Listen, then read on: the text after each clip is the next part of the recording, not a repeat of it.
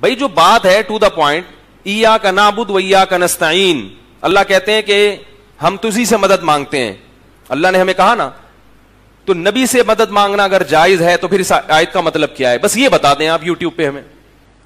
یاد رکھو اگر اللہ کے سوا کسی سے اسباب سے ہٹ کے مدد مانگی، اپنی جانوں پہ رحم کھاؤ، ترس کھاؤ، پھر قواریت مت کرو. دیوبندی بریلوی ایسے ایسے وہ آنے لگتے ہیں میرے خلاف نا کمنٹس کے، وہابی ہے اور یہ فلانے فرقے کا ہے، یہ اپنے فرقواریت پھیلا رہا ہے. تانے دیتے رہو، جہنم کی آگ میں لٹکے ہوئے ہوگے. اگر شرک قابل معافی ہوتا تو اللہ سب سے پہلے محمد صلی اللہ علیہ وسلم کے چچا ابو طالب کو اور آپ کے دادا عبد المطلب کو جہنم کی آگ سے بچاتا. ابراہیم علیہ السلام کے والد کو اللہ جہنم کی آگ سے بچاتا. شرک قابل معافی بولو بھائی نہیں ہے.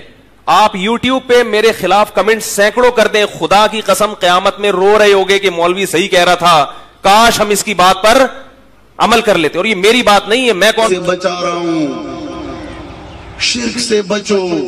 بھئی شرک کیا ہے؟ شرک اللہ کے ساتھ شریک ہونے کا نام ہے.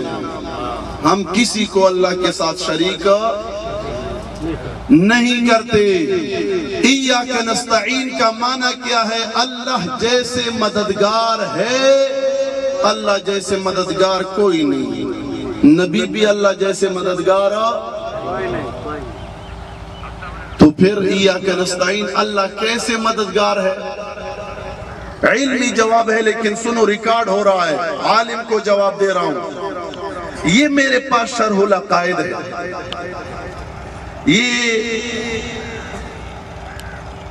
علامہ سعد الدین تفتزانی رحمت اللہ تعالی علیہ کی لکھی ہوئی کتاب ہے، ہمارے مدارس میں پڑھائی جاتی ہے.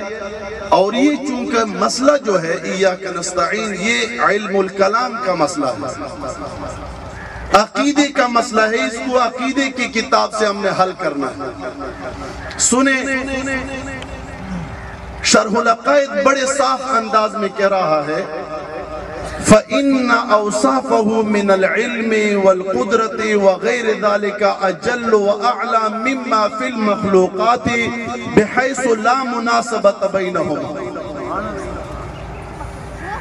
شرح العقائد کہہ رہے اللہ کی بھی اوصاف ہیں. اللہ کے پاس علم ہے کہ نہیں ہے؟ جواب دو. علم ہے نا؟ اور ہمارے پاس بھی علم ہے، ہم بھی علماء ہیں. حدیث شریف ہے العلماء ورثۃ الانبیاء. قدرت اللہ کے پاس بھی ہے اور مخلوق کے پاس بھی ہے کہ نہیں ہے؟ یہ شرح العقائد کہہ رہا ہے فَإِنَّ أَوْصَافَهُ مِنَ الْعِلْمِ وَالْقُدْرَةِ وَغَيْرِ ذَلِكَ. وغیر ذالک میں یہ بتا دیا کہ صرف علم اور قدرت کا نہیں، استعانت کا بھی یہی حال ہے، ایاک نستعین کا بھی یہی حال ہے. استعانت صفت اللہ کی بھی ہے اور مخلوق کی بھی ہے، لیکن فرق فرما رہے ہیں اجل و اعلی مما فی المخلوقات. اللہ کا جو علم ہے، اللہ کی جو قدرت ہے، اللہ کی جو استعانت ہے وہ بہت عظمت والی ہے، اجل ہے، اعلیٰ ہے، اولا ہے. اس علم سے، اس قدرت سے، اس استعانت سے فی المخلوقات جو مخلوقات میں ہے. تو کیا مطلب؟ علم اللہ کے پاس بھی ہے، رسول اللہ کے پاس بھی ہے. قدرت اللہ کے پاس بھی ہے، رسول اللہ کے پاس بھی ہے. استعانت اللہ کی بھی ہے، رسول اللہ کی بھی ہے، مخلوق کے پاس بھی ہے. لیکن فرمائے بحیث لا مناسبت بینہما، دونوں کے اندر کوئی مناسبت نہیں ہے، کوئی مناسبت نہیں ہے.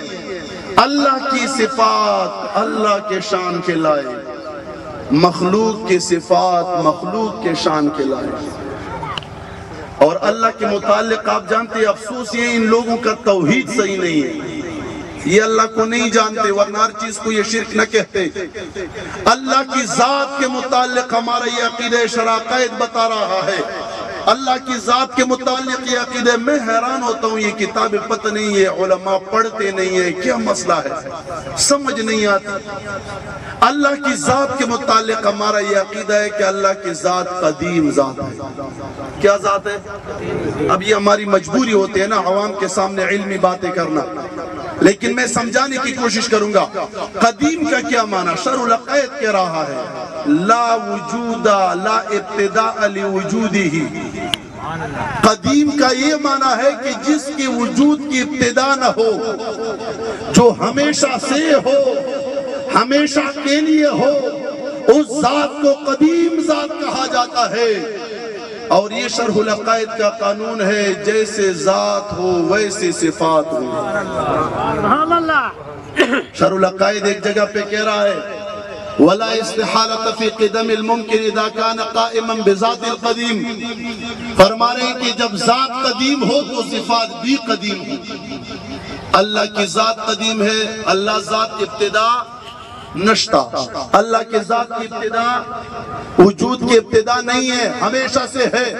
اور مخلوق کی ذات حادث ہے، اس کی وجود کی ابتدا ہے۔ تو اللہ مستعان ہے، ایاک نستعین میں اللہ کی ذات قدیم ہے، استعانت بھی قدیم ہے۔ اللہ مددگار ہے لیکن قدیم مددگار ہے۔ اللہ کی مدد کی ابتدا نہیں ہے، ہمیشہ سے مددگار ہے۔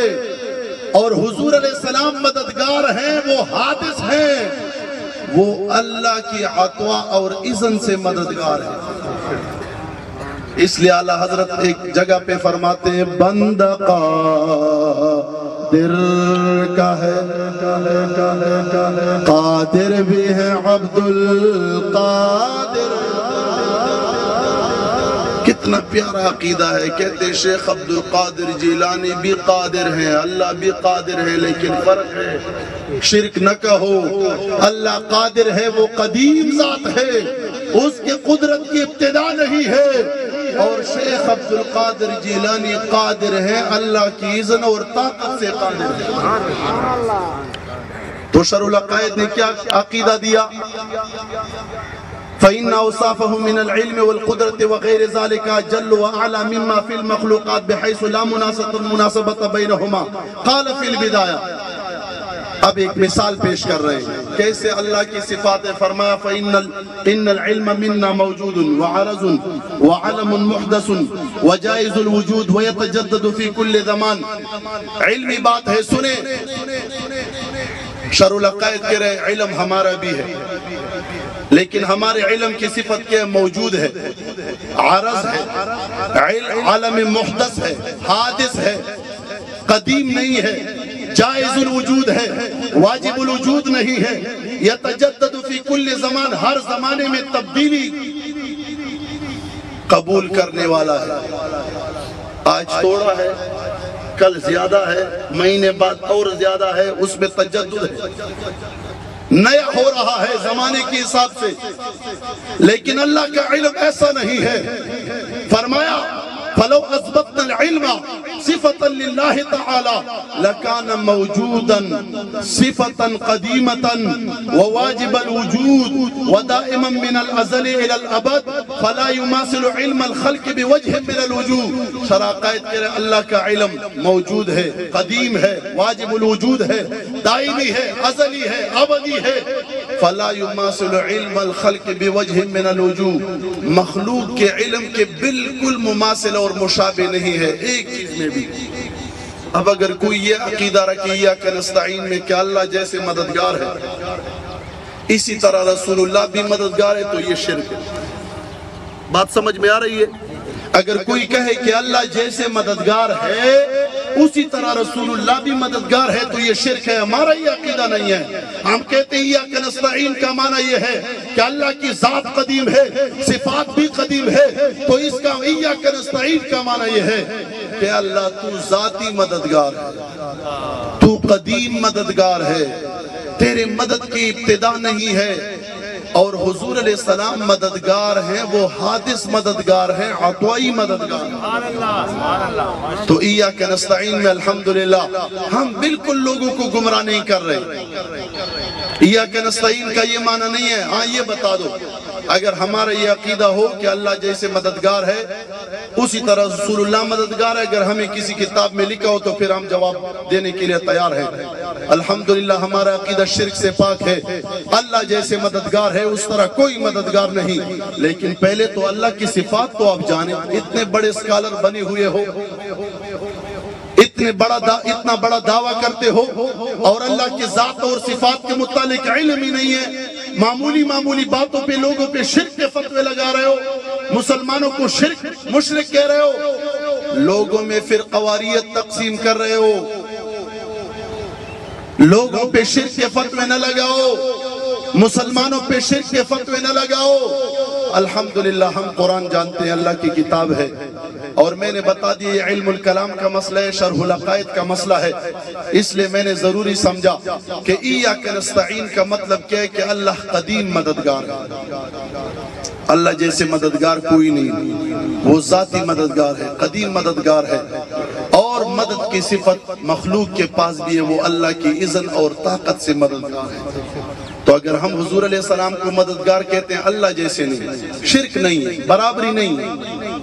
ایاک نستعین الحمدللہ ہم مفہوم جانتے ہیں، ایاک نستعین کا معنی یہ ہے اللہ قدیم مددگار ہے، ذاتی مددگار ہے، اور قانون میں نے شرح عقائد سے پیش کر دی، ایاک سے مراد اللہ کی ذات ہے، اللہ کی ذات قدیم ہے، تو نستعینوں میں جو استعانت صفت ہے وہ بھی اللہ کی ہے۔